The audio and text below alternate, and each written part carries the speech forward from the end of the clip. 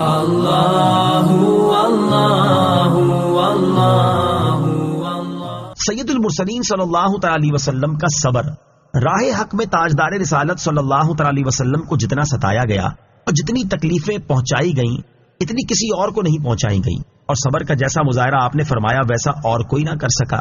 جیسا کہ حضرت انس رضی اللہ تعالیٰ عنہ سے روایت ہے، رسول اللہ صلی اللہ تعالی علیہ وسلم نے ارشاد فرمایا، جتنا میں اللہ تعالیٰ کی راہ میں ڈرایا گیا ہوں اتنا کوئی اور نہیں ڈرایا گیا، اور جتنا میں اللہ تعالیٰ کی راہ میں ستایا گیا ہوں اتنا کوئی اور نہیں ستایا گیا۔ حضرت عائشہ صدیقہ رضی اللہ تعالی عنہا فرماتی ہیں، حضور اقدس صلی اللہ تعالی علیہ وسلم نے مجھ سے ارشاد فرمایا، اے عائشہ رضی اللہ تعالی عنہا، دنیا کی زیب و زینت اور عیش محمد مصطفیٰ صلی اللہ تعالی علیہ وسلم اور ان کی آل کے لیے مناسب نہیں۔ اے عائشہ رضی اللہ تعالی عنہا، بے شک اللہ تعالیٰ اولو العزم رسولوں سے یہ پسند فرماتا ہے کہ وہ دنیا کی تکلیفوں پر اور دنیا کی پسندیدہ چیزوں سے صبر کریں، پھر مجھے بھی انہی چیزوں کا مکلف بنانا پسند کیا جن کا انہیں مکلف بنایا، تو ارشاد فرمایا فاصبر کما صبر اولو العزم من الرسل۔ ترجمہ، تو اے حبیب تم صبر کرو جیسے ہمت والے رسولوں نے صبر کیا۔ اللہ تعالیٰ کی قسم میرے لیے اس کی فرما برداری ضروری ہے، اور اللہ تعالیٰ کی قسم میں ضرور صبر کروں گا جس طرح اولو العزم رسولوں نے صبر کیا، اور قوت تو اللہ تعالیٰ ہی عطا کرتا ہے۔ حضرت عائشہ صدیقہ رضی اللہ تعالی عنہا فرماتی ہے، خدا کی قسم تاجدار رسالت صلی اللہ تعالی علیہ وآلہ وسلم نے کبھی بھی اپنی ذات کے لیے کسی سے انتقام نہیں لیا۔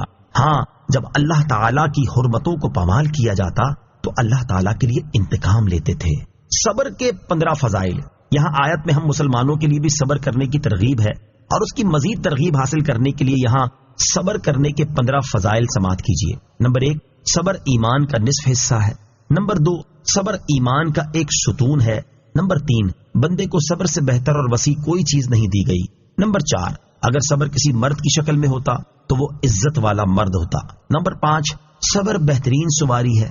نمبر 6، صبر کرنے سے مدد ملتی ہے۔ نمبر 7، صبر کے ساتھ آسانی کا انتظار کرنا عبادت ہے۔ نمبر 8، صبر مومن کا ہتھیار ہے۔